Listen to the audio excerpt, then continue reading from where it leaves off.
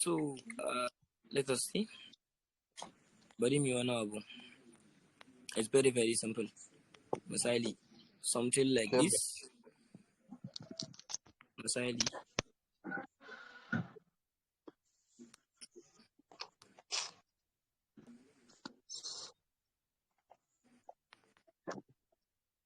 A iya abin da muka fuskanta kuma ilimin ko wannan menene? Order block. Resistance ko kuma support? Resistance. Yayin da kasuwa ta yi haka. Wane daga cikin support ko resistance? Resistance. Good. Idan kasuwa ta yi haka, me za ta yi? Za ta yi bouncing haka ne? Na'am. Yayin da ta yi haka, me ya faru da shi? Ya Change zama of mai character. a'a, Ya zama breaker. ya zama breaker yi block. mitigating din shi. Breaker block. Wannan order block din ya zama me? Order block resistance ya zama me? Support. Ya zama support. Za ta yi bouncing akan shi ta yi ina? Ta yi sama. Ta yi sama. To wannan fasashin da aka yi shine breaker block. An yi breaking din shi. Shikenan. Kun gano wannan bayani? Ai fahimta. Idan a ƙasa yake misali order block din a ƙasa yake wannan order block support din. Sai aka zo aka fasa shi maimakon ai sama daga nan a juya sai aka yi haka aka fasa shi aka yi haka aka ci gaba da tafiya. Kun ga order block support ya zama order block me? Resistance. So wannan shi ake kira da suna breaker block. Oh. Kun gani? What's order block? The next thing is what we call inducement order block. Inducement order block. Inducement order block is nothing but what? Yayin da muka samu order block, kai kuma na goge su. Yayin da muka samu order block misali, haka, something like this. Let us see. Something like this misali.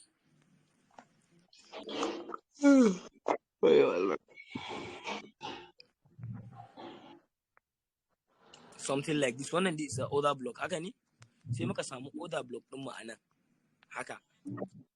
Amma a saman shi daidai nan gurin sai muka samu misali mu sashi as shooting star. Yeah, let us take it as shooting star for example. Muka samu shooting star.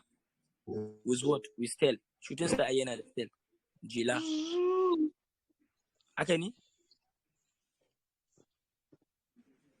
Something like this. Sai muka ƙara samun wani abu a nan. Haka. Haka. Haka. Haka. Idan ku kalla, za ku ga cewa mun samu me? Mun samu order block guda biyu a nan gurin. Na farko, wannan ma order block ne. Haka ne? No. Na biyu, wannan ma order block ne. Haka ne? Idan ku kalla sosai za ku ga cewa a tunaninku a nan wani order block ya kamata mu amfani da shi yayin da kasuwa take kokarin tawowa daga nan. Wani order block za mu amfani da shi? Na sama. Wannan? Na farko. Na farko. Shi wancan na sama. Na sama. Wannan? Okay, good. Wannan fa me yasa ba za mu amfani da wannan ba? Saboda akwai liquidity a samanta. Wannan liquidity na shooting. Bravo alaik. Maganar da ake a nan gurin is very very simple. Misali, a karatun da muka yi na liquidity, kun san cewa duk lokacin da aka samu liquidity, kasuwa sai ta yi mene? Sai ta yi grabbing wannan liquidity din. Haka ne? Sai ta yi grabbing ko kuma ta yi sweeping wannan liquidity din nan ta juya ta ci gaba tafiya. Kun gane? No. So, yayin da aka samu order block a ƙasa, kamar wannan order block din wannan, ya zama sannan kuma akwai me? Akwai liquidity a ƙasan shi. Wanda kasuwan nan dole sai ta yi me? Ta yi grabbing wannan liquidity din. Kun gane? Yayin da ta zo nan gurin, what do you expect? Za ta fasa shi. Haka ne? Idan ta fasa shi, me zai faru? Za ta je ta taɓa wannan, ta yi grabbing wannan liquidity, maybe ta yi haka, ta zo ta taɓa wannan liquidity din sannan me? Ta juya. Kafin ta juya din akwai wani order block wanda yake a sama, maybe ta ajiye maka wani abu ko favor lugaf ko wani abu dai, wanda za ta ɗan yi haka, ta juya, ta koma, ta taɓa wannan wanda babu liquidity a samansa, sannan ta yi mene? Ta juyo. Kun gane? Kun gane bayanin da nake yi? No. A ƙa'ida, kamata ya kasuwan nan haka ta juya. amma ba za ta yaka ba saboda a sama akwai liquidity wanda dole sai ta je ta yi grabbing, sai ta yi sweeping wannan liquidity din. Yayin da ta yi sweeping liquidity din nan haka, ta baje liquidity din ba za ta dawo ba? Idan ta dawo da niyan ta wuce, what do you expect? Ba za ta wuce ba saboda akwai order block a nan gurin wanda aka maida shi mai support. Kun gane? Za ta cike shi ta koma sama sai ta tarar da wannan order block din, ta dawo ta ci gaba da tafiya. Dan Allah kun gane? No. So wannan order block din na kasan nan wanda ya zamanto akwai liquidity a samansa shi muke kira da suna inducement order block. Inducement order block. Inducement order block. Kun gani? Yeah. Good. Let us go into the market and check whether za mu iya samu o sai dai mu kale shi makalla a cikin. Bari mu je mu gani.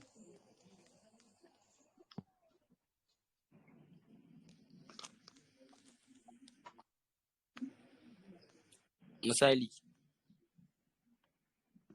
Ya Allahu. Yau kuma da an canza kala. Okay. Ku kalla nan gurin. Wannan is order block. Nan gurin is order block. Haka ne? Wannan. Za mu iya ɗaukan shi a order block. Am I right? No. I'm not right. Me yasa? Yawa, a wani time frame ne amma wannan? 15 minutes.